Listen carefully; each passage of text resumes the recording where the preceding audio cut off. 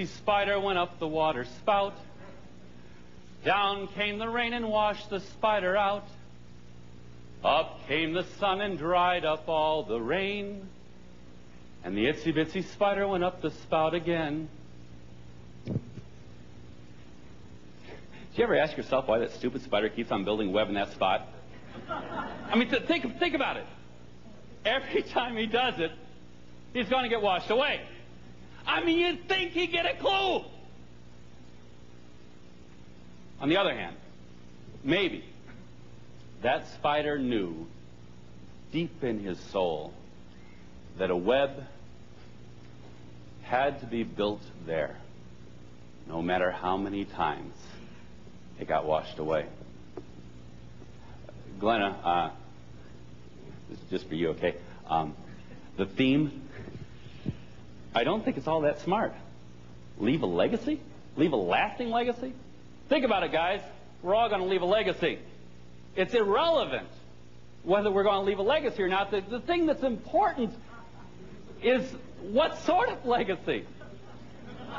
No. Just go with me for a second here. I have brain damage. Deal with it, okay? No, I do. I really do. We'll go back to that later. But you see, whether you or I decide that we're going to make an impact that lasts on this planet, that's delightful. But it's not up to us. In the end, the legacy is determined by the legatee. That's a real word. I looked it up. Now, how many people have ever noticed that the podium, the stage up here, is the loneliest place on the planet? If you didn't raise your hand, you haven't been up here enough. No, it's lonely. I kind of get a little concerned with all the people that go around saying, I'm just a people person, and then they become speakers. You're all by yourself out here. I'm so lucky. I have so many people in this room that have been praying for me, and I've told everyone I could that I was scared to death. And some people said, oh, good, that'll help you succeed. And some people said, shame on you. You should never be afraid. You don't understand. My legacy is not up to me. My legacy is up to you. Now, I need to back up a step here. You heard when I was being introduced that I have brain damage. Now, that's true, I do. Let me just explain it to you. When I was born, my skull was crushed. The doctors told my parents I should be institutionalized because I would never function normally in society. I've got exciting news for all of you. I was not institutionalized. And I got even more exciting news for all of you. I don't function normally in society. But yeah, God bless you. But there's, let me just explain it to you. I am severely LD, learning disabled, although we like to call it the lambda deltas. And part of my LD is I'm dyslexic. How many people here know what dyslexia is? Okay, for most of you. For those of you that don't know what dyslexia is, it's when you're writing, you tend to turn letters upside down or backwards. It's really hard for me to write, and it's really hard for me to read. The way I like to put it is I'm the world's most creative speller. And another part of my brain damage, I get these nasty headaches every single day. Almost every single day I get these really, really bad headaches. And another part of my brain damage is I have no depth perception. Do you know what it's like to play baseball when you have no depth perception? That's right. They create new positions for you called the out backfield. And if the ball ever does come your way, you go like this. I got it! Whoosh, whoosh, pump! How many people in this room have ever had a hard time catching a ball in midair? Cool, brain damage. I knew it already. No, it's okay. I recommend brain damage for everyone. We'll get to that. Another part of my brain damage, I think this is connected. I've never been able to tell my right from my left. Anyone here have had that problem? This is for you. I was speaking in Santa Barbara, California, and this gorgeous babe came up to me. And she said, yo, Karp, If you don't know, that's what they call me. She said, Carp, if you want to tell your right from your left, you have to take your hands and go like this. Would everyone please do this right now? She said, look, your left hand makes an L. You guys, I'm dyslexic.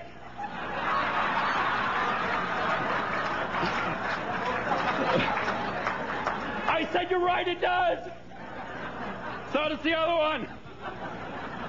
So what I do so I can tell my right from my left is I wear a lavender shoe. L for left, L for lavender. And Nito, I wear a red shoe. R for red, R for right. So when you give me directions back to the airport, don't tell me to go up this road and turn left. Tell me to go up this road and turn lavender. The high school kids always laugh a lot longer at that part. I know the description. I told you that I would break a lot of rules here. This is breaking a rule. Right now, some people in this room say, oh my goodness, I hope he doesn't fall.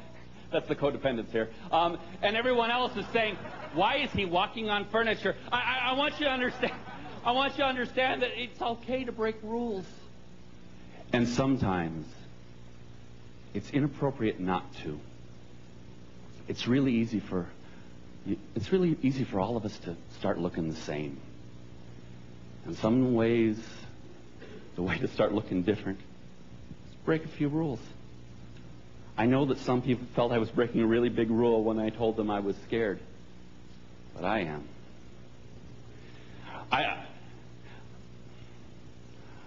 I need to tell you something kind of personal, and if it's all right with you guys, we'll just keep it between ourselves, okay? Gentlemen, ladies, I am a nerd. I know, you're looking at me and saying, no, you're too cool to be a nerd. How many people thought I was too cool to be a nerd? Thank you, all 7 of you. That's good. How many people, as soon as you saw me, you said to the person sitting next to you, hey, look at that nerd. God bless you. Yeah, I know.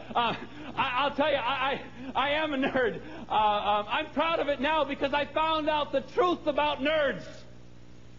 Nerds rule. Bill Gates, okay, deal with it. Nerds rule. In fact, I am on an international campaign to make nerd into a compliment. Now, I realize that some of you still are uncomfortable considering yourselves a nerd. I found out how to figure out if you are a nerd. You see, nerds always do stupid things. One thing I did that was really stupid when I was a kid is I let my father give me my haircuts. My father's an Army guy. According to my father, there was only one cool hairdo to get. He would take my head, put it underneath his arm, and start shaving. Did I mention that my skull was crushed? I've got this lump right here, and this little dent over here. What do you think happened when my father hit those spots? I got a bald spot right here, a bald spot over here, and even though my hair was really short, my father always left bangs. Wasn't funny. The bangs weren't even straight. They went like this. I know what you're thinking. You're back there saying, man, if this guy had a bald spot here, a bald spot over here, and bangs like that today, you'd be a rock star. But back when I was in school, it wasn't cool because back when I was in school, all the guys had long hair. In fact, when I was in school, all the guys had hair so long it went all the way down to their... It was long. And that's not all. You see, my parents are scientists. Mom was a bacteriologist, father was a physicist, and when they found out I had brain damage, they retired from Dow Chemical Company and moved to the farm. And so they decided they had to be very frugal. My mother bought all of my clothing. Yeah, I know. She bought all my clothing at garage sales. Yours too, I could tell. And no, that's okay. It's hip now, but it wasn't back then. Charlie used to beat me up in school. Charlie used to beat me up. Charlie was all right, this isn't very nice to say, so just between us. Charlie was stupid. I know it's not nice to say, but 3rd grade, the boy was 13 years old. The boy was slow. And Charlie came up to me and he said, I'm going to beat you up. Now, Charlie was very, very tall, and I actually was really very short. And Charlie looked down at me and he said he was going to beat me up. And I said, Charlie, why do you want to beat me up? And he looked down at me and he said, because of your pink polyester plaid pants. Don't laugh too loud. There's a couple people back there that are wearing them right now. I'll tell you, though, that I didn't fit in. Oh, I hated school. I did a lot of stupid... How many people here have done stupid things before? Right, raise your hand.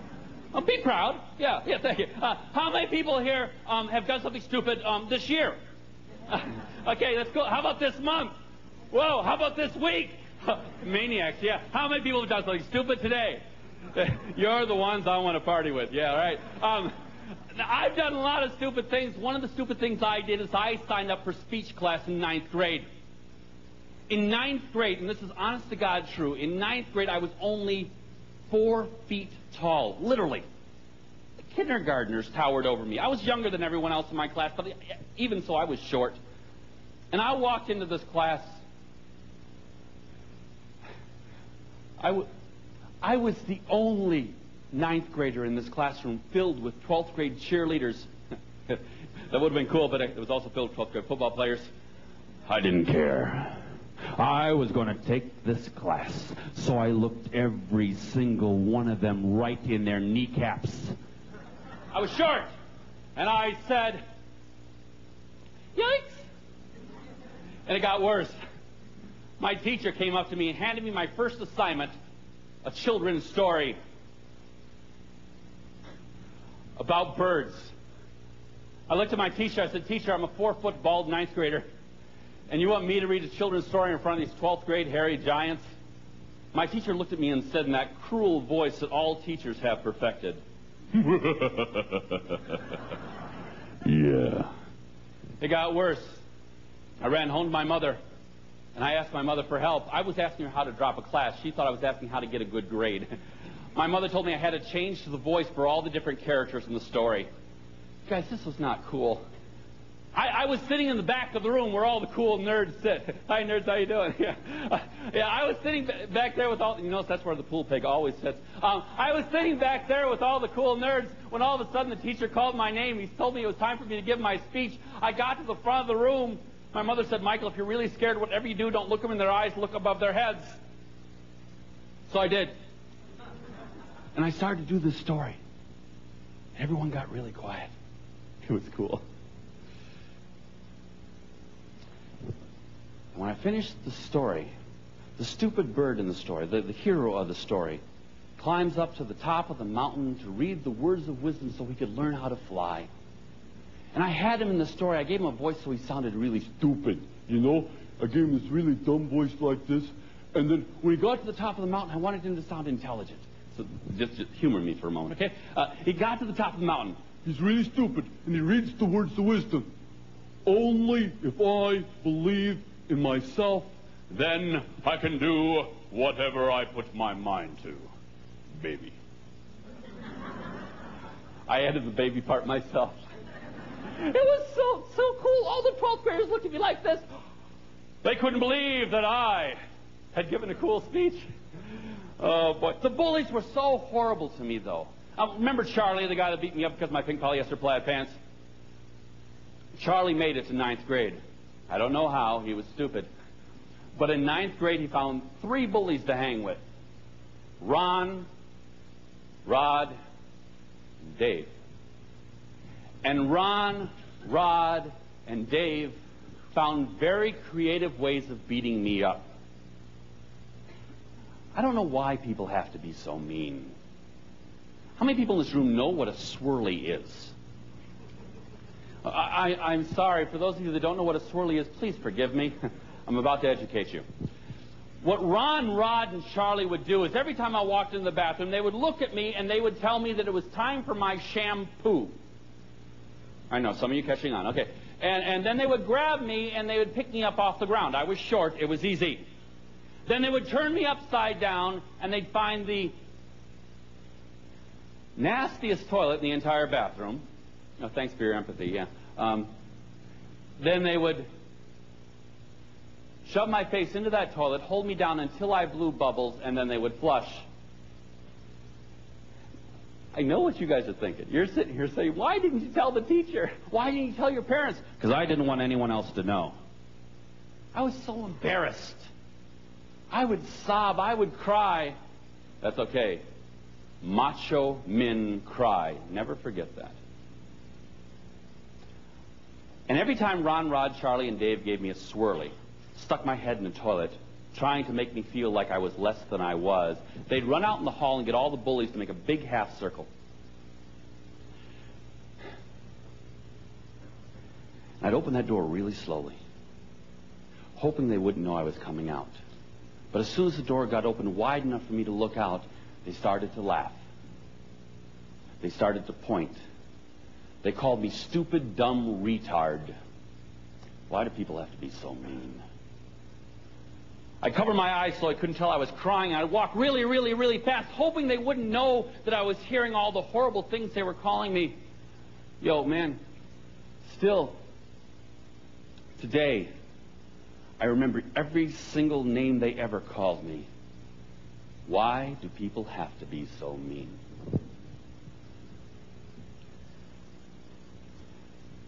I found that when I was in speech class, though, I was different. Because when I was in speech class, I could become a character. And once when I finished one of those speeches, I walked to the back of the room where all the cool nerds sit, and a gorgeous woman looked at me, and she said, "Nice job, Mike." Oh, yeah. She looked at me, and she said, allow me to quote you, she said, "Nice job, Mike."